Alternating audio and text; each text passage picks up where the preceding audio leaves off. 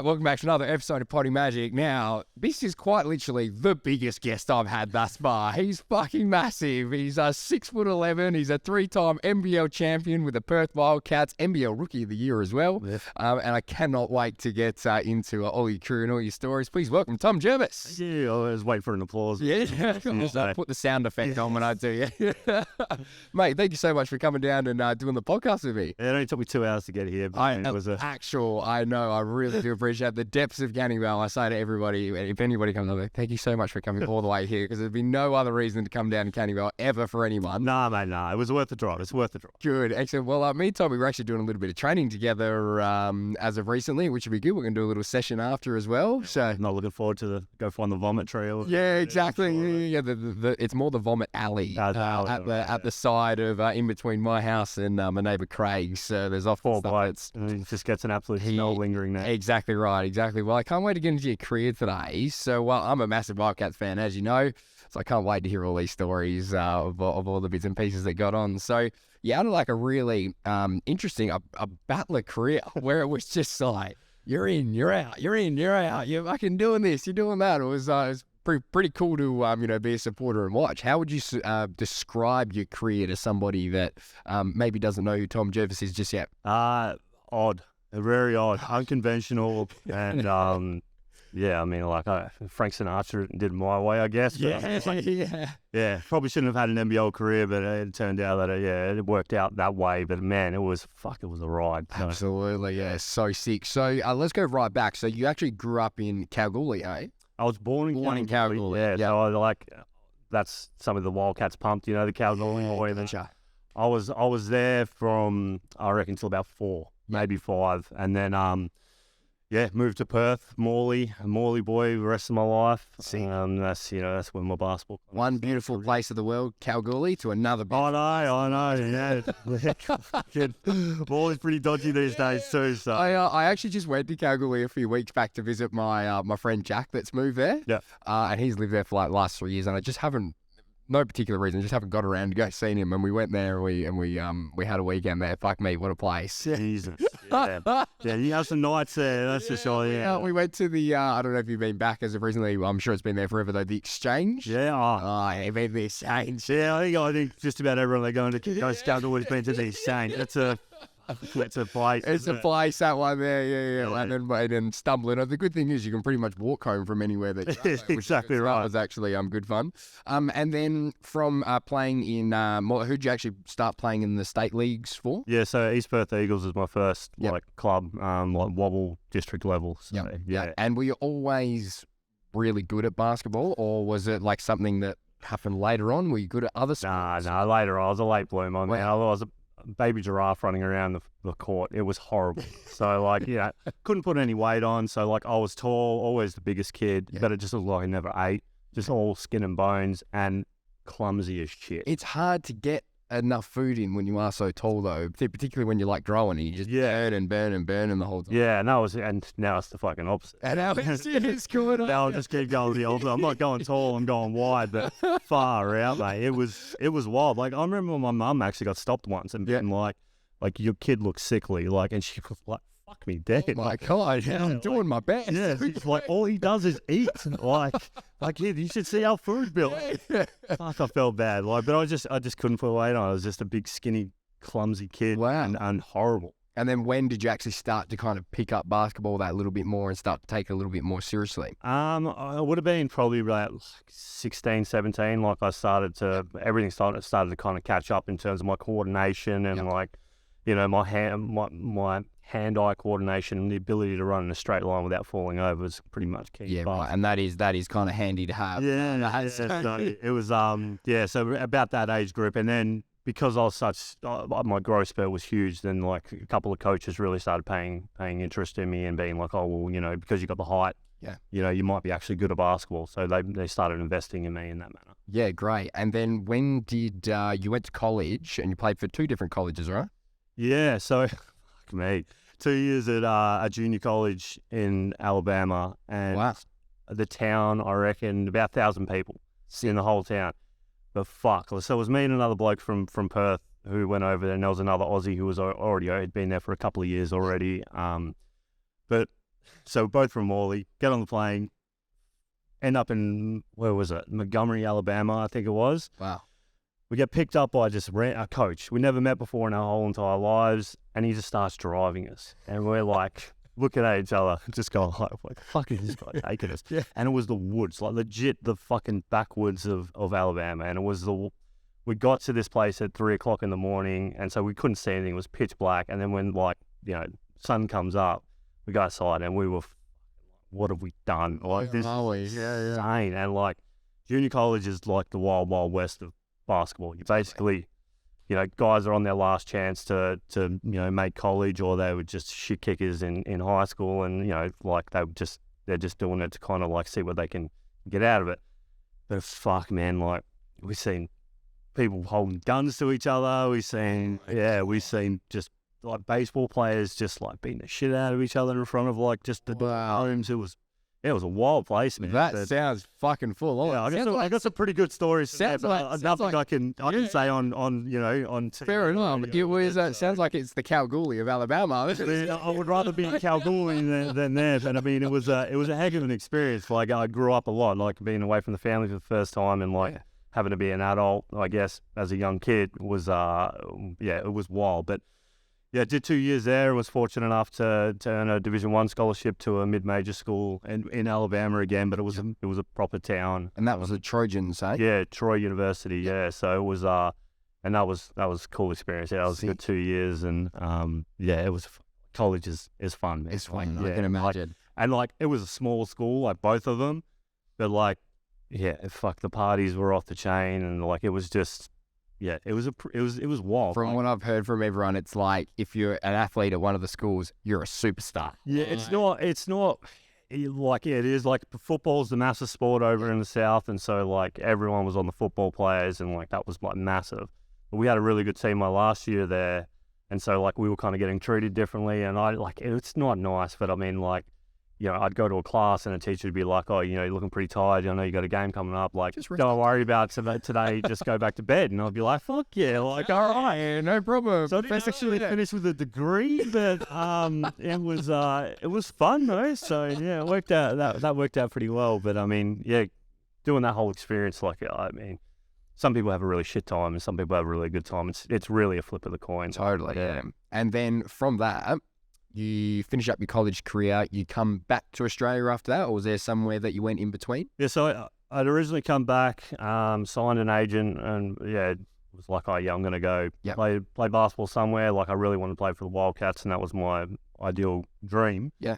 And I remember I spent the last 3 months of college drinking and like doing nothing. Yeah, just drinking, partying. Just enjoying college school. Yeah, like living the college life. But like my basketball skills were still up there, but I was so far out of shape. It was unbelievable. And that was when Bevo had just taken over at the Wildcats. Yeah. And I was like, man, like I've got to have a workout with them. I can barely get up and down the court. They put me through this fucking workout and I almost died. I was like, this is so, I try not to vomit on court. The worst I've ever been. I was like, this is embarrassing. Like, I'm like trying to be a professional, but like, I was just too busy caught up in that. Just fucking hungover still, yeah. Yeah, and so I got done with that and they only offered me a development contract and I was like, fuck, like, that's great. But I was getting offers from Europe for, 3 times the money and a house and a car, and there was a big lure to, I was like, well, if I'm going to get offered that there, why aren't they offering me that here type thing? Just I'm real naive about the situation. So I went and signed over in Germany to go and play. So I was left there to go to Germany and ended up being there for a month and a half and was like, had some family stuff going on at the time. My parents had split. Yeah. And I just thought my dad was really needed me there and my family needed me there. And so I was like, I need to get home. And so like I bailed on it.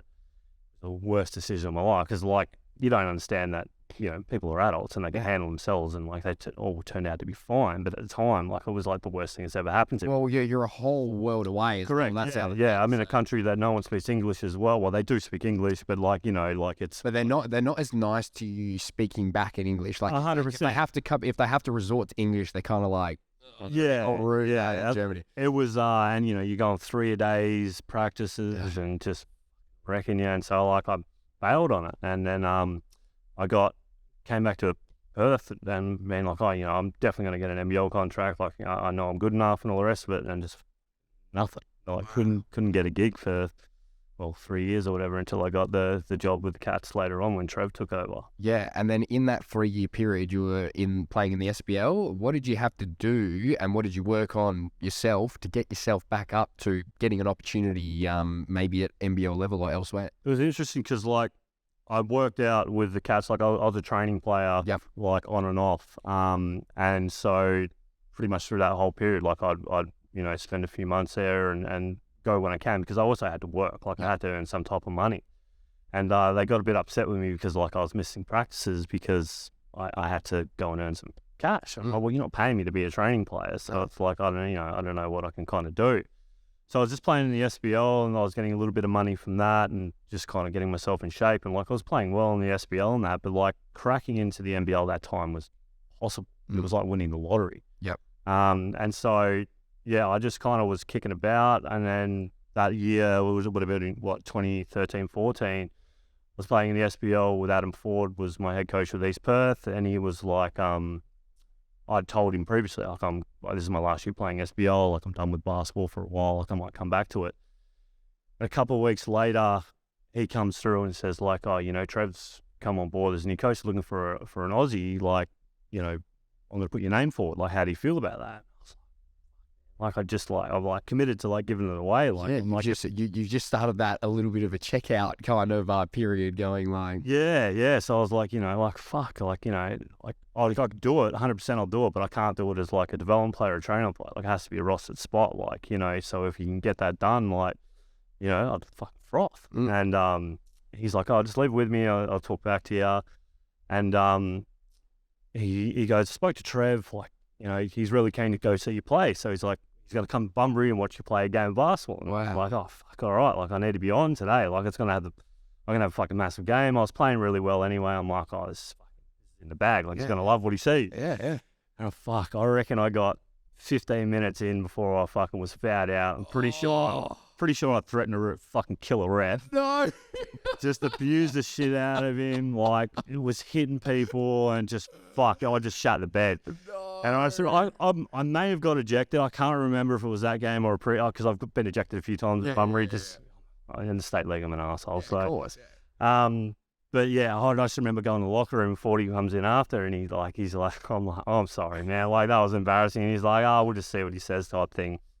And I got a call from Trev the next day, and he goes, hey, look, mate, it wasn't a game I really wanted to see, but I mean, I loved what I saw. Like, I saw your passion, and you did the things that I'm looking for. Is basically you do these 3 things for me, and you'll do well. And I was like, I just want you to rebound, run, and set real hard screens. And I was like, I can fucking do that. Like, as I said, come down to practice. So that's how that panned. Wow. But I didn't know. That's unreal. That's fucking so cool. Well, considering the way I played that game and like the way I acted, I was like, there's no fucking way Trev's picking me up. Like, he wants someone more professional. He wants someone, who can actually stay on the court without being fouled out, which obviously was a thing for my whole career, was fucking trying to stay on the court without being fouled out.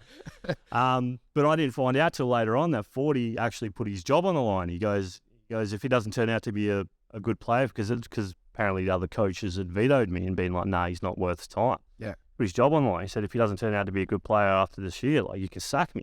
Wow. Like, holy fuck. Like, and I only found that out like a few months later into the season. That's crazy. Because I was like forever in debt to 40. Like, there's other, like, he's helped me out throughout my career, which I'll tell you later on. But I was like, fuck, like, what do you do that for? Like, I was confident, and I know he was super confident in me, but fuck, mate, that's his livelihood too. I've only heard great things about Adam Ford, and like, he's just a player's. If you can get someone on the podcast to have a conversation with, he's a legend. Yeah, and he's got some funny fucking stories about when he wasn't coaching, when he was a prison guard. Wow. Oh, mate, he's a fucking legend. That's crazy, far out. And then from coming into the Wildcats team, that was 2014. Yeah, 2013, 14. Yeah. You won the championship that year. How good is that? Yeah.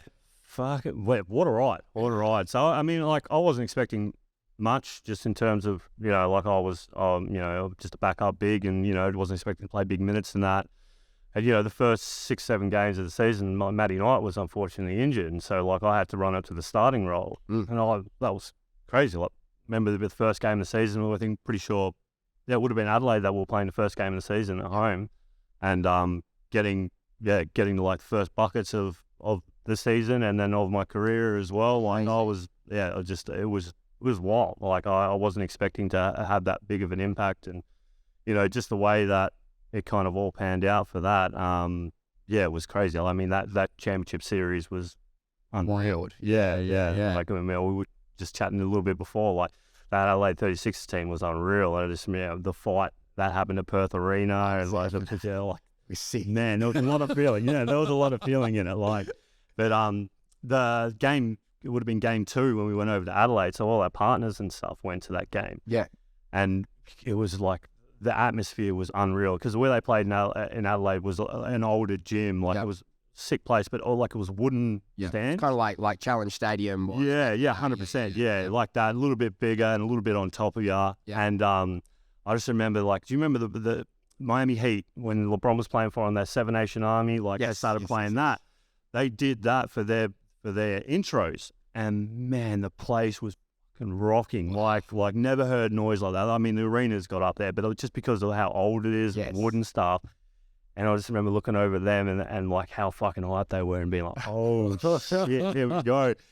Because we'd already obviously won game 1 and game 2, like they were ready to go. And it was such a hard game, and I just remember like all the partners coming out after we lost. Like Dollar had a sick fourth quarter, and we almost won it.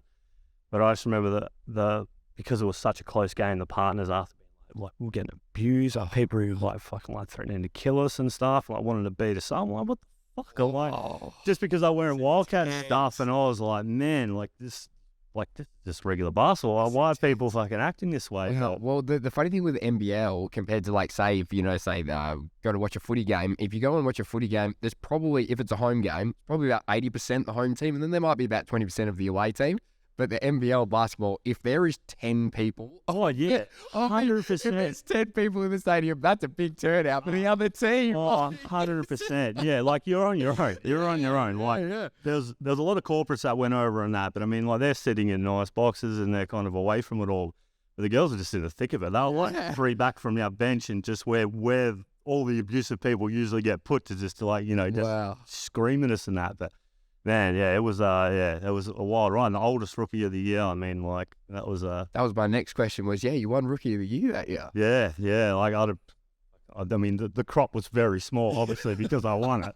Like, I'll take it all day long, but I reckon there might have been like 2 other guys that weren't getting that many minutes. Like, I was just lucky that guys had injuries, and so I kind of got to show out a little bit.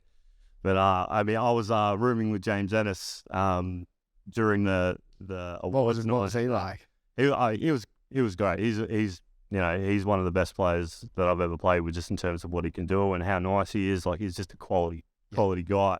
But obviously, you've heard the story about the old chucking his trophy in the river thing. Have you heard about that? No, I haven't heard that. Tell me. So there was a big story about him chucking his trophy in the river because he didn't win MVP. He should have been MVP of the league. 100%. Changed the game, everything like that. Everywhere. He's the best import that for one season ever. He changed the NBL. Yeah. He changed the NBL in terms of how they recruited guys and what they're looking for.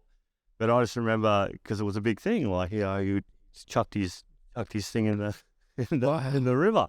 And room with him, because I still don't know. What river? Was it like Swan River? So it was like at the Docklands. So like he's in Melbourne. Yeah, like apparently he's got it, and he's walked outside and just like pegged it.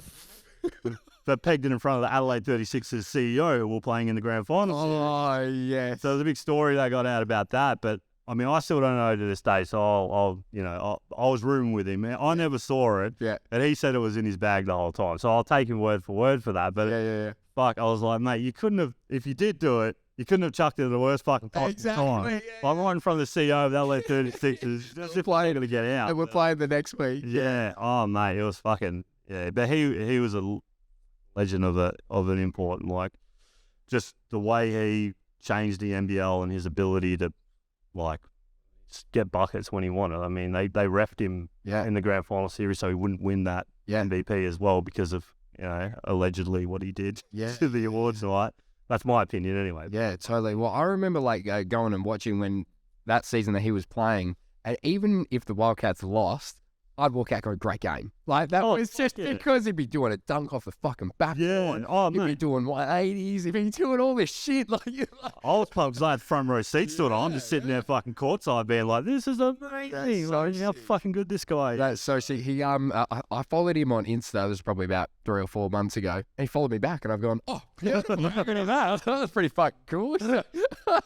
Oh, that's sick. And that 2014 season, like you said, you played the 36ers in that first in your first championship in the first year. You mentioned it just before. There was that iconic or infamous or whatever fight after the game between the two teams where it was like coaches were in, the players were in. At Perth Arena, it was going off. Yeah, so that was crazy because like it was all to do with putting up a last shot or something like that. I'm pretty sure it might have been Greg. Yeah, like went ahead and like did a layup at the buzzer and like because the game was over type thing, but no one kind of knew at that point that it comes down to percentages about how you finish. So like how much you beat a team by is gonna come down to the end. Like, and the imports don't kind of understand that, and so there was just a bit of back and forth trying to think. Well, I mean, Greg and Gary Irving or something like that, and then I don't know, like just randomly, like James Ennis went over and started talking shit, and then it just popped off. Like I wasn't like in it. Like, I was shaking hands with guys. I was like, great game, you guys are fucking amazing. Like it's awesome. Yeah. And then all of a sudden, like everyone's just in, like just giving them shirt punches and just like pushing and that. But the funniest was obviously like there's a photo of like our assistant coach Adam Teller just getting punched by Joey Wright. Yeah, Joey Wright just going in with haymakers. I was like, but it was hilarious because like, I was just standing there and they were like, Joe was like, just don't touch me. Yeah. And Adam like put his hands on him. But Adam was just trying to calm everything down. Yeah. What you just gave him like, you can't be. Yeah, like fuck. And then it was just on again, man. It was, and I haven't seen anything in the league, for that as well. And so like, I'm like, is it a regular occurrence? Like, am I the problem? Yes. Like, obviously I had nothing to do with it. Like, I'm like, pretty straightforward on the court and stuff. So I'm just like trying to like push people away and like stick up for teammate. Fuck, mate, that was cool. That's why like that series and that was fucking up there because of just everything. How much tension there was. And every time we played them, it was everyone's trying to get cheap shots in. Yeah. What I love about the NBL and also that particular one, what did Joey Wright get? 1 game suspension or something? Yeah, maybe. 2 games. He was like, you got to kill someone in the NBL. Seriously, it's that. No offense to it. Fuck, there's some things that people should get done for, but they don't. They just go, don't worry, give you a fine, like, yeah. And then AFL and contact sport, you get 10 weeks for that. I know.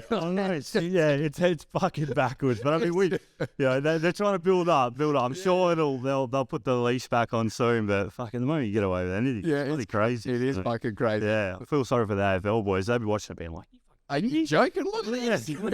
That's a $10,000 fine. So championship first year, were you kind of thinking, gee, this is pretty easy. I've just waltzed in here. I've gone rookie of the year. Beautiful. We're beating up the Sixers. Like, what were you thinking at that point? Oh, I mean, fucking, yeah, I'm pretty unbelievable. Like, I mean, like I said, like very unconventional, just the way I got in the league and the opportunities that I got, because of unfortunate the guys getting injured and that, but it's going to have that all happen, and some of the guys on the team, obviously, they were part of that, New Zealand Breakers, Wildcats series and that, where they just couldn't get a championship. Yeah, and so like to break through with that and to kind of be a part of a one, and especially being my first year, it was like, fuck, this is the best thing ever. Like, this is what it's about. Like, I'm all in forever. Like, you can sign me up. So. Yeah, it seemed like it came really easy, so I was pretty stoked with that. But then obviously the next year rolled around, and that was a completely different story. It was a rough ride. I mean, no offense to the imports that we got in with, but the ones we got in, DeAndre Daniels. The DeAndre Daniel. Yeah, I remember that. Yeah, like he was an awesome dude as well. Like they recruit quality people in terms of who they are and just who they are as humans. But the 4 mate, he came in with a elbow injury that he needed surgery on, which his college didn't tell him about.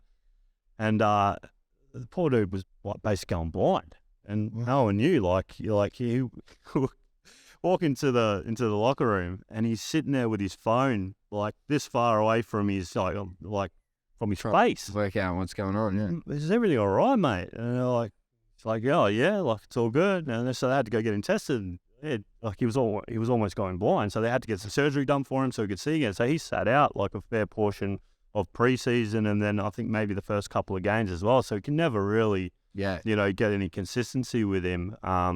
But like we got bowed out against Cairns. I think Cairns went on to lose the grand finals. Yeah, pretty sure. But it was just a rough year. Like it was just because like we didn't have any consistency with that, and it was just you go from a high to a low. But I mean, we still made finals, so like that was great. But I mean, it was like fuck, I want to be back there winning championships. But that was a weird thing because obviously everything went perfect that first year, and then second year you have a little bit of adversity. All right, there we go. Yeah, this is professional sports now. Professional sport, that's it. It's up, down, left, right. Yeah, So getting used to that was, I mean, it needed to happen. Like, if you kept on just winning, it would kind of get a bit boring. Yeah. Well, I'm all right with just winning. So am I. I'd much rather win them. And then throughout that period with the Wildcats, you played with some really iconic Wildcats figures. So like, Damien Martin was your teammates, Greg Hire, Jesse Wagstaff, Matt Knight, so many others as well. Who would you sort of rate as like your best teammates that you played with or best players that you played with? I mean, I'm gonna like real cliche. Like it's different, I think, in basketball because it's such a small unit together. Like you got, the main group of guys is anywhere between 10 and 11 people, and then you've got maybe 3 or 4 DP. So it's like everyone ins and outs. So I mean, like every teammate that I had been awesome. But then also in saying that, like we had like a thing called the fun bus. And so it was like the same group of guys on the bus that we travel in, or a van, whatever it is, from wherever we go. So it was like my original one might have been, I think it was, so Dave Philpott was a physio, Damien, Martin, Greg, Sean, and maybe Jared Kenny every once in a while. Yeah. And we're in every single road trip we were all together, like, shoot the shit and just like having fun and betting and stuff, like just having a great time while we're driving to and from the airport and all the rest of it. So you get really close to those guys because you're constantly, with them. Yeah. So those first 3 years, it was like consistency of those guys. I mean, like I said, like everyone on the team they're like brothers to you and do anything for you. But like that group of people that you were constantly with, Matty Nielsen when he came through as well, he was a part of the bus. And so like he was awesome. He was great to have about. So sick. Yeah, it was good though. I mean, like, I was blessed because I came into a team that was established, that had that core group, that had that brotherhood already there. So it was to fit in. And because I previously practiced with them and things like that, it was like really easy for me to kind of transition into that team as well because they'd known me from the training sessions that I'd come through before. And that familiarity really shows on the court as well. Yeah, definitely. And the Wildcats played like some preseason games sort of leading up to the regular season starting.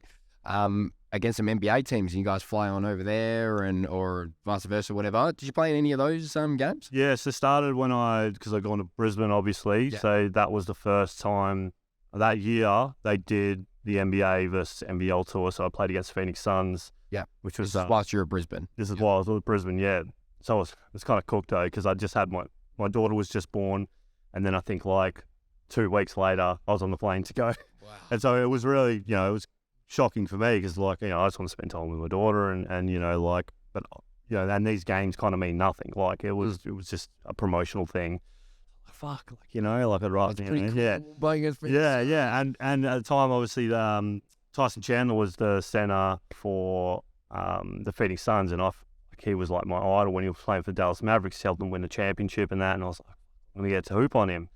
And I just remember like I was run down the court against him, and I was like, he's a man mountain. He's like, he's bigger than me, but he's also 3 times fucking size. Yeah. Like an all muscle. Yeah. And I was like, man, like this is gonna sound like a real like fanboy, but I'm like, dude, like fucking when you were the Dallas Mavericks, like froth, like you were awesome. Yeah. So yeah, man, I appreciate it. Like it's cool. He's like, you hit some nice shots. Like you guys look pretty good.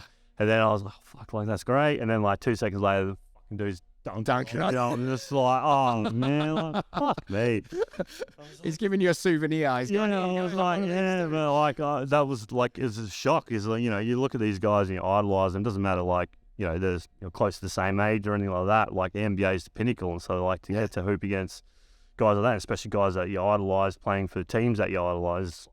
Like this is the greatest thing in the world. So it was a cool experience. Like I got to like try on Shaq's shoes and the fucking size of our leg. You tried on Shaq's shoes? Like, yeah, like they had them at like Phoenix Suns, because there was display for Phoenix, and so there was like a storage of them, and they brought them out, and I just remember, I grabbed them. How much bigger? Because your shoes are fucking huge. But it was like here to here, and I was like, fuck. That is one big foot. Yeah. Fuck me. He was would have been an absolute unit, and I was just like, me mate, and like just imagine the poor lady who's gonna like, that's like. Oh, fuck, a horrible thing to think, but Jesus Christ. I was like... Big feet? Yeah, fuck. That's what they say anyway. I wasn't blessed with that, man. It was cracking, you know? Oh, fuck, that's so good. At 2016 with the Cats, you win a championship as well. Yeah. And then after that, you moved to Brisbane Bullets. Yeah. So tell us about that year. And did you kind of have a feeling that, you were maybe going to look elsewhere, or the Cats were looking elsewhere? How did that all sort of come about? It's a bit random. Like, I mean, I don't think anyone else probably does it in the manner that I do. But when I was kind of going through the process, like I wanted to be at the Cats. That was I didn't really want to leave. Yeah. But then, we had this thing like if a team offers you a certain amount of money above, what you're getting off from another team, well, that's the team you got to go to just from a financial perspective. Because I started so late, I was like, I really need to, I need to make sure that I do the right things by me and my family, and make sure I'm getting taken care of. And unfortunately, the Cats were like, we're going to offer you this. Like, we love what you're doing and everything. We want you here, but this is all we can afford. And I was like, okay. And then like Brisbane were coming in. That was their inaugural year, first year coming back into the league. And they just like blew an offer out of the water. And so like I'd verbally committed to them. And in doing so, that same day, the Cats obviously got wind of it. And they were like, oh, we'll do whatever you want. We'll let you stay in that. But I'd like committed verbally. So I was kind of like, I hadn't put pen to paper, but for me, it was something that was pretty, I made a commitment to these guys. Like, why would I back out on it? I was like, why can't you just like give me a proper offer to begin with? Like, I was like, I'll go if I have to. I don't want to, but yeah. And in the end, I was like, well, I made the commitment. I've got to do it. And so I was like, apologized to him, and it was sad. Like, I remember sitting there and crying to like my wife, and like having to write a message to the boys, being like, I'm going to Brisbane. Like, this is one of those things I don't really want to do it. And they were just like, you got to do what's best for you and that. But like, yeah, it was, fuck mate, it was a real hard decision to leave to begin with. And obviously, my wife's pregnant at that point as well. And we're going to move across country to somewhere I've never been. I've been to Brisbane once in my life, and it was for like a couple of days. And so it was a massive fucking thing. And so going to Brisbane, man, it was an interesting year. Like, I mean, we ended up getting the wooden spoon, but it was just... You played heaps though, hey? Yeah, so it got the starting, I was starting, and I think Mitch Young might have taken it off me by the end of the season. I ended up splitting minutes, which he was having a great year that year, which, I don't give a shit where I play, just as long as we're winning games. Like, that's been my whole thing, my whole career. Like, I just want to win games. But it was just a tough transition, being away from family, having a baby, first year at a new team, the shit show that was. Like, I mean, it's hard for a team to get up and running.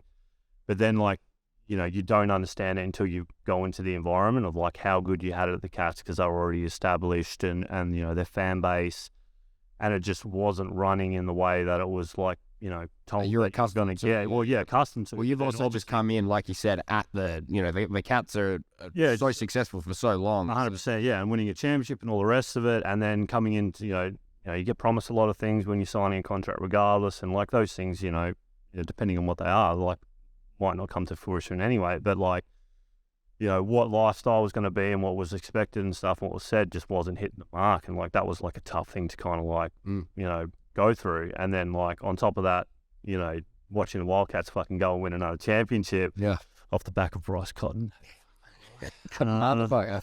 Which, we started off like, because that season was so close as well, I think there was maybe 3 games between top and bottom, and now we were sitting, I think, 5th or something. We're coming into the Wildcats game, and we're like, we win this game, we'll probably go to 1st or 2nd, like just percentage and all the rest of it, and we were kind of having some momentum going, and it was a fucking close game, and comes down to the last fucking shot, and Bryce Cotton fucking just nets a mid-range, just in Gibbo, Adam Gibson's face, and like I think we went on a 4-game slide from there and like dropped out, and then obviously the Cats' momentum just fucking shot through. So it was all his fault. Yeah, I blame Bryce. I let him know about it as soon as I saw him with the Cats again later on. But I mean, like I was like, fuck's sake, mate. Like, yeah, it was tough. Like to go from winning a championship to then copping a wooden spoon, and just like for no reason, like our squad was stacked. Like we had a really good team at Brisbane. Yeah, you had some Couldn't get it. names.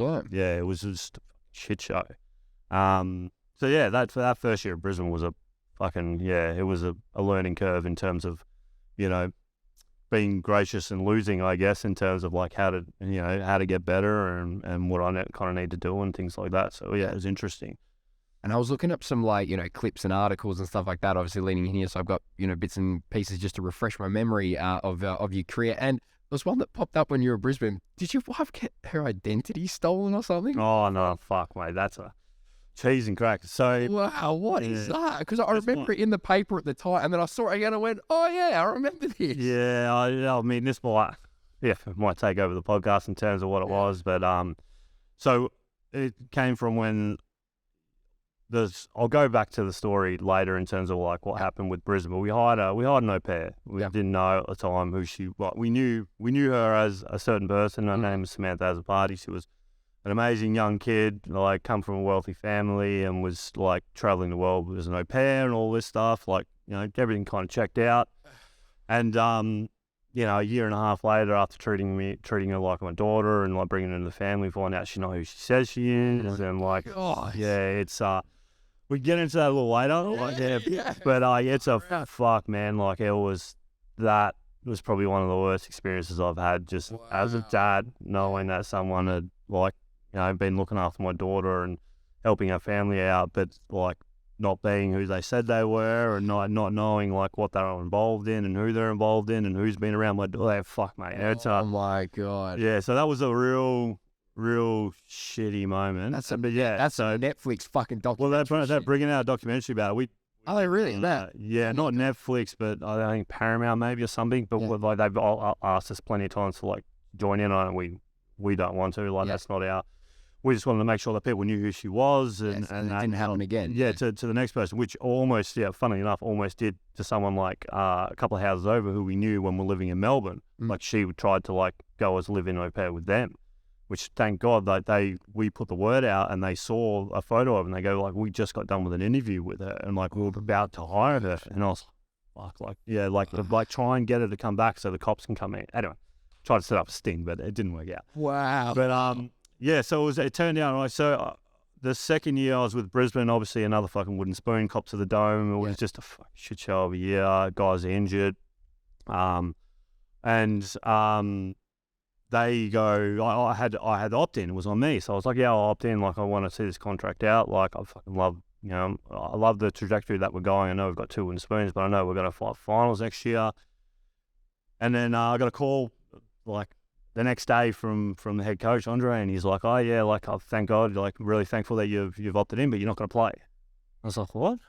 And so I'm coming off like statistically wise the best year I've had, and I was like, what the fuck? Like, well, what do you mean? He's like, oh, we're going to go in a different direction. Like, we're going to honor your contract if that's what you want to do, but you're not gonna get any minutes. Like, it doesn't really matter, unless someone gets injured, basically. And I was like, fuck, like, like it was. Yeah. And also, like, you're thinking then, oh, yeah, I'm sticking around. I'm doing the right thing. Yeah, like I'm doing the right thing. I didn't go to free agency. And, like, at that time, it might have been free agency was just opening up or something. Like, but deals were getting done anyway. And so people were locked up. And so if I'd, like, said originally, like, I'm opting out, like, I probably would have got a fairly good contract and where I wanted to kind of go. And so I was like, oh, fuck. Like, what are we going to do? And like, well, you can go search somewhere if you want. And I was like, all right. So I was like, I'll see what I can do. Like, there was no spots. And I rang Adam Ford. And I was like, fuck, mate. I'm like, I don't know what's going on, but like, I'm just basically not going to be able to play basketball again. Like, I'm done here. Like, all the spots are going up. And I'm like, what are the Wildcats doing? And he's like, oh, we're going down to to an import again for the 5 spot. I was like, man, like, I'm available. Like, can we get something across the line? And he's like, I'll see what I can do. And it went on for about 2.5, 3 weeks of like not knowing what was kind of going to happen with my career and like if I was done. Because like I said, like guys were just taking up spots and guys, no offense to them, that I thought like I was better than. But they came back and were like, yeah, we'll take you on, but like Gus Angus Brandt's he's starting center, and like, we're going with him and that. So I was like, I was fine with that. Like, I don't give a shit. Like, I just want to play. I want to win championships, and Gus is a beast. I was like, like, he's on the up. Like, I work well with Matty Knight. I work well with Nate July. Like, it doesn't matter. Like, I can do this. And so they picked me up because of that, and that's when we hired the fucking criminal au pair, because like my wife was staying in Brisbane, Leave that, and moving to Melbourne eventually to work out of there, and because the commute from fucking Brisbane's 5 hours, and so we're like, let's get a little bit close, because we didn't really want to move back to Perth at that time officially until like, because it was only a 1-year deal that I'd signed. And so fuck me, man. So that's the reason why we had to hire a pair, was because we had to get out of Brisbane and needed some help. And so ended up pissed off Brisbane because they made me hire a criminal. Not knowing it, but it sounds like it just was not the right fit. No, but man, I could give you a whole other story on fucking. That'll. Yeah, it's she lives a wild life, that lady. That is crazy. Well, I'm sorry you had to go through that. That sounds like I'll tell you about it when we get done with this, because it's a 3-hour story. It's not. Excellent. Sounds good. Well, back to the basketball. So the time that you played with like some real iconic. You would have had some iconic matchups like Mika Vukona, like Alex Loughton, Worthington, all these guys. Was there anyone that you loved matching up on or hated matching up on?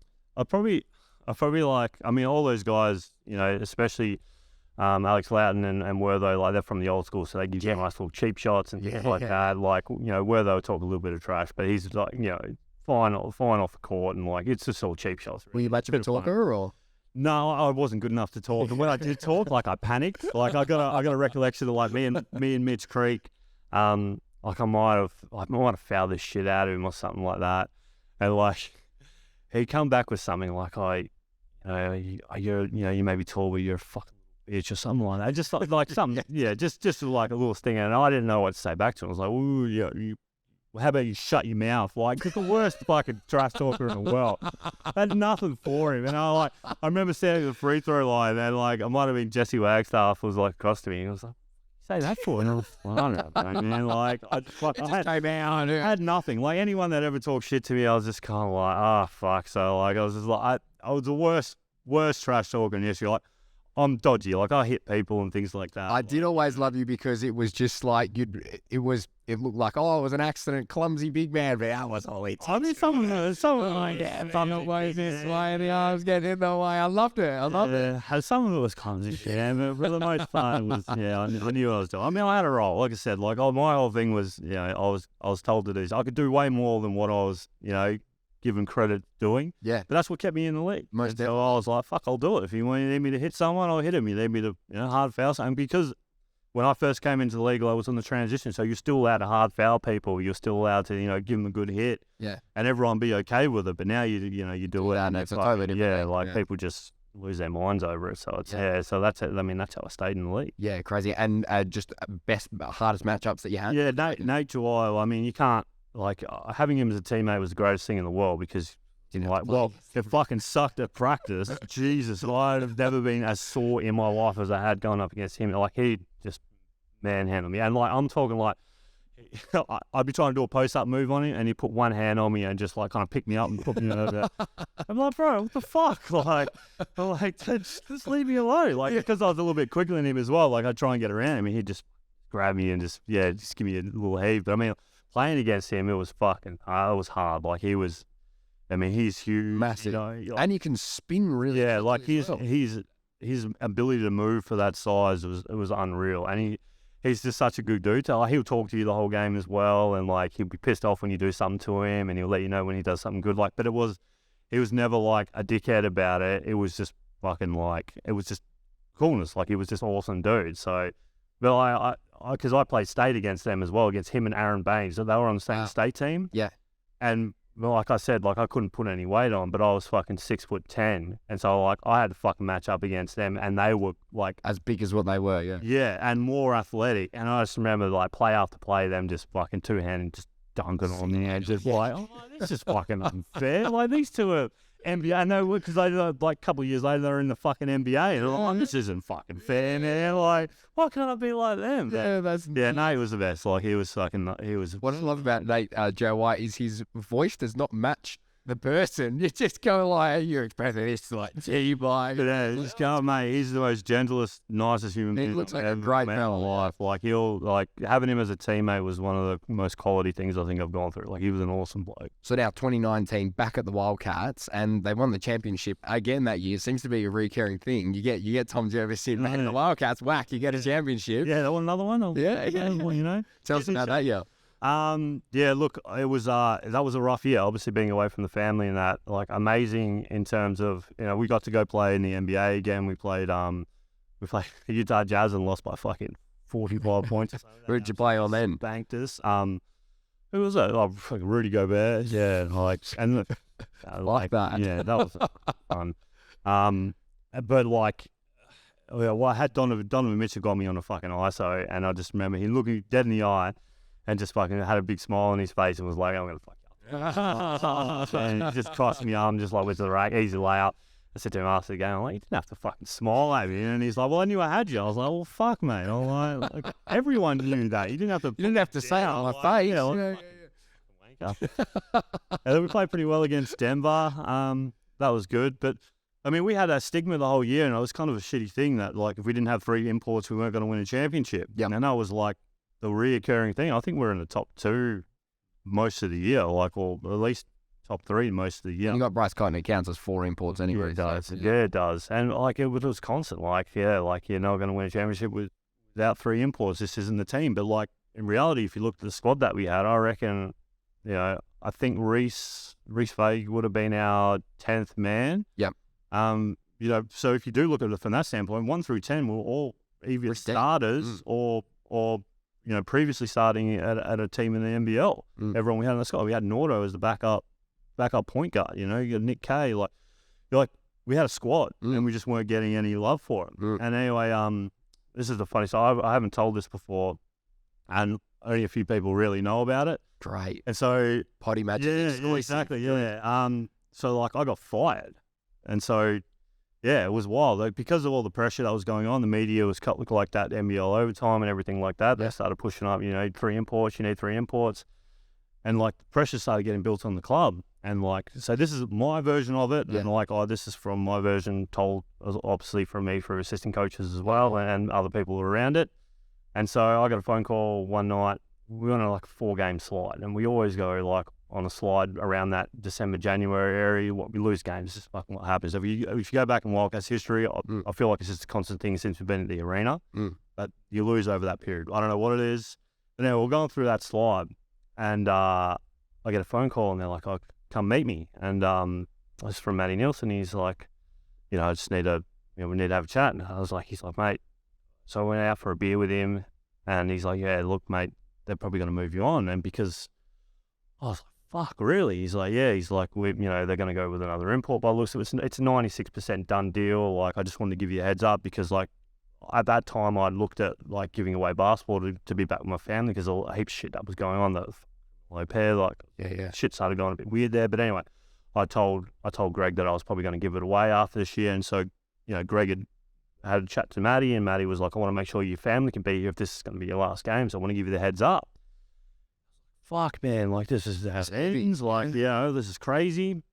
And I fucking, you know, got done with that meeting. Like, we had a couple of cheeky beers. I knew I had practice the next morning, but I was like, well, fuck, I'm going to play. Like, fucking hell, like, you know.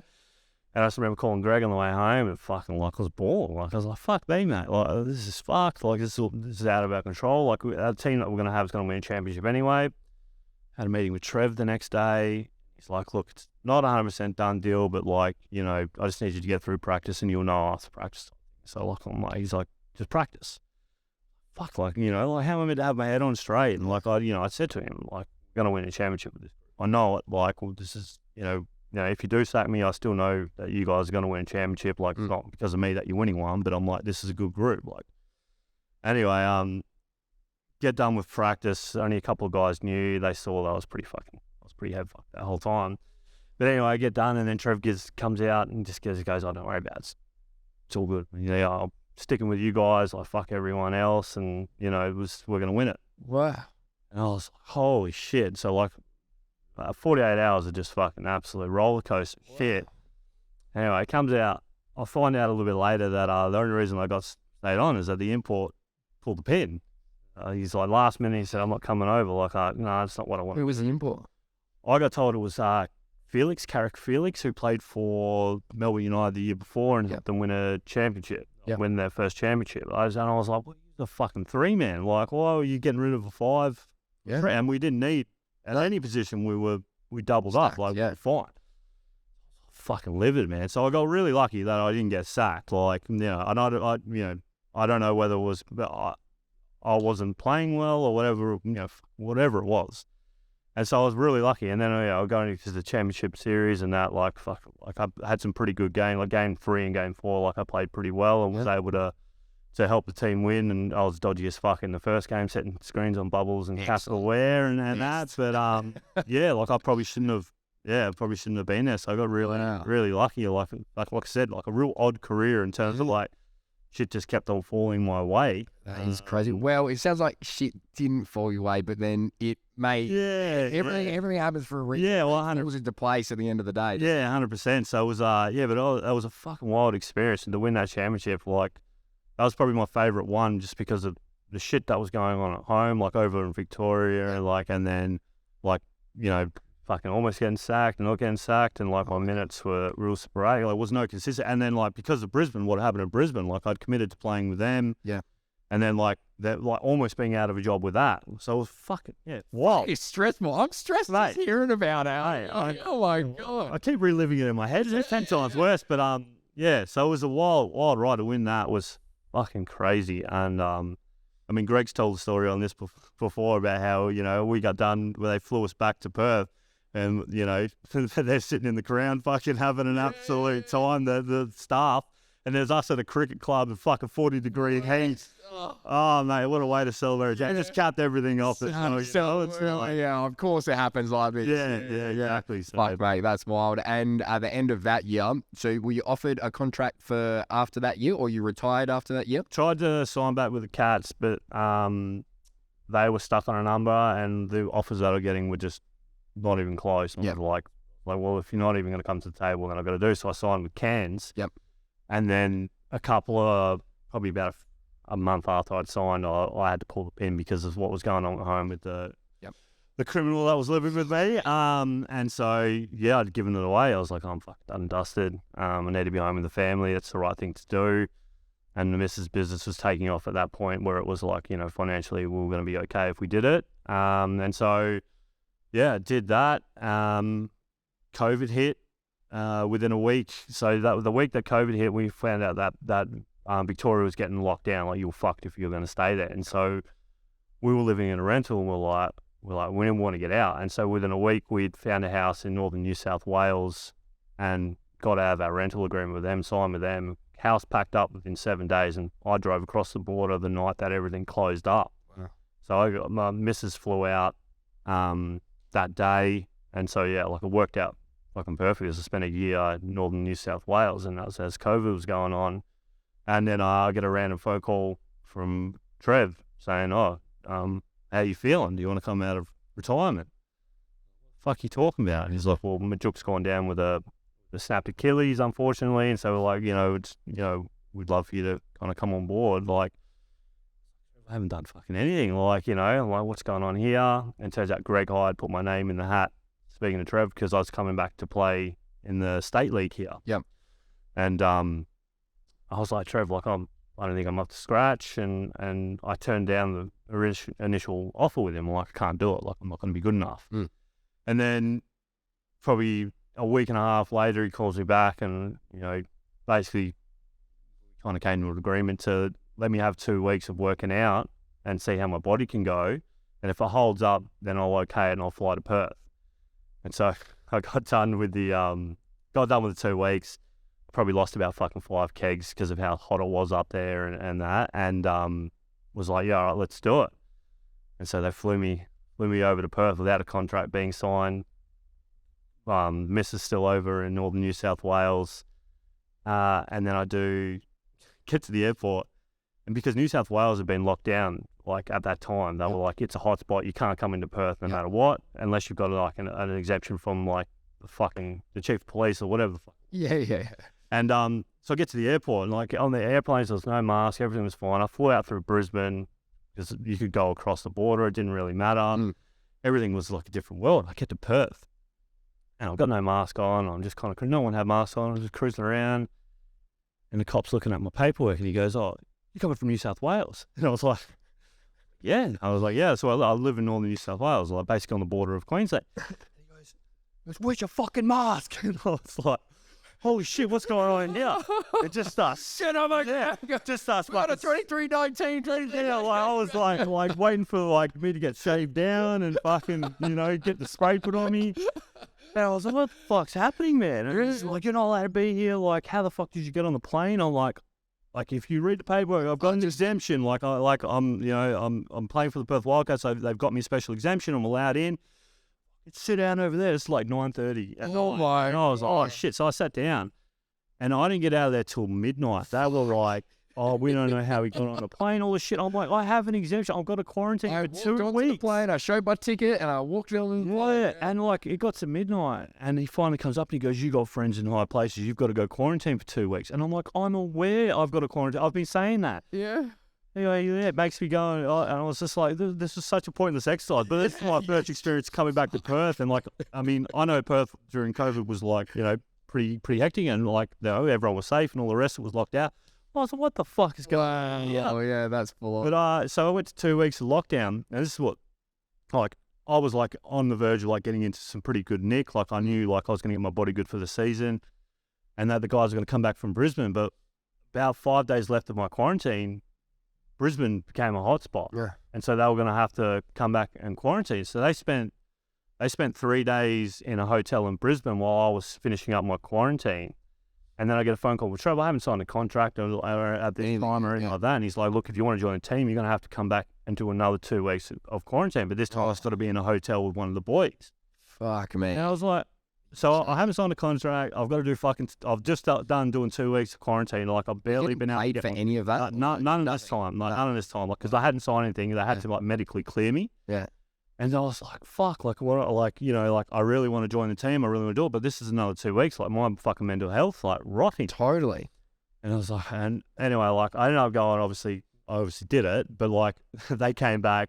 We spent 3 days or 2.5 days in a quest in the city, like, two bedroom, like small apartment. Nightmare. Not being able to lift, not being able to run. And then they finally go, you're allowed an hour and a half a day to go and practice with the team. So like I was never able to get like back into fitness and movement and that. So like, a lot of people sign this bad fuck, like playing for us. Sitting in a hotel room for 4 weeks. That's why. I couldn't catch up to this season, but that was a fucking fun year though, man. Like, because we spent 6 weeks as a group on a floor in they were Quest hotels, I believe, as well in Melbourne. Yep. And so like 6 weeks of basically family time with these guys on the team, and like it became like a family, especially like Mitch Norton and Kev White. Like we had breakfast, lunch, and dinner with each other. Yeah. Fucking watched every episode of Maths together. Like just became like a little family. Like obviously because we were missing our families and things like that. Like it was that was a real tough time, but a real six weeks being with them. And we, as a team, like we won the Hub Cup or whatever the fuck they did. The NBL Cup. Yeah. We won all that because we were a fucking family, like a team. Like it was a cool thing. And like obviously that season we ended up losing to Melbourne in the championship game. But I mean, we didn't. Rice was fucked, like because of the schedule that we had on the back end. He had to have surgery, and Nordo was. Everyone was just going down. Yeah, because of the schedule they put on the back end. But man, like I honestly believe that we should have had another. I should have had 4 championships. Yeah. Like rejoining them, but it just didn't pan out that way. But fuck, it was a hell of a ride. That is a hell of a ride. Well, so then post basketball NBL career, what are you up to now? So you're back playing in the SBL? Yeah. NBL 1. NBL 1 now. Yeah, I keep saying SBL. Yeah, sorry. That's just what my brain goes to. Yeah, so playing with the Rockingham Flames, that was obviously originally who I'd signed up to play with because Greg was playing with them, and when I was starting to move back to had another championship with them as well. Yeah. So he just follows you, honestly. Won the national championship. Just follows him everywhere. That's what I do, mate. I don't know how the fuck I get so lucky, mate. I just keep jumping into really good teams. So I've been fucking very fortunate. But yeah, it's been a cool experience. I signed back on with them to do it, to go another season. Hopefully, technically I'm on a three-peat now. So if we win this year, because I won a championship, national championship, so I'm counting as a three-peat. Fuck, mate, you're running out of fingers. Oh no, seriously. So it's it's cool though. Like it's the league. That league's jumped up a fair bit in terms of the talent in there and the money that they're pushing in, and that national tournament. Because you fly all around the country now as well. No, that's just if you win it. Yeah, it's just so WA. And then the only one that really has to fly around the country is I think Darwin, because they're in NBL North, so they've got to go over to Queensland and things like that. But it's cool. It's cool what they're doing now. And man, I wish I had the ability to be exposed to the KO and all the rest of that the kids have got now, because I mean you could end up anywhere these days with all that stuff outselling and that. So yeah, but it's sick. So stay at home dad.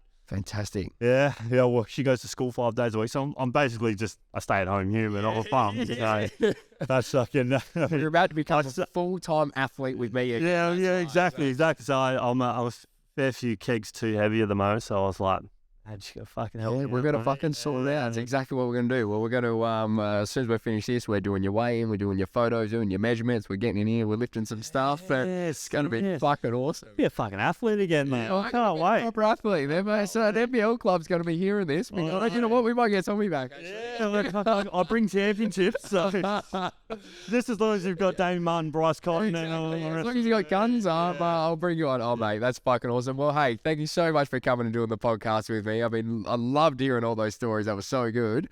Let's get into a fucking session. Let's do it. Yeah, ready for a vomit. Awesome. Thanks, mate. Cheers.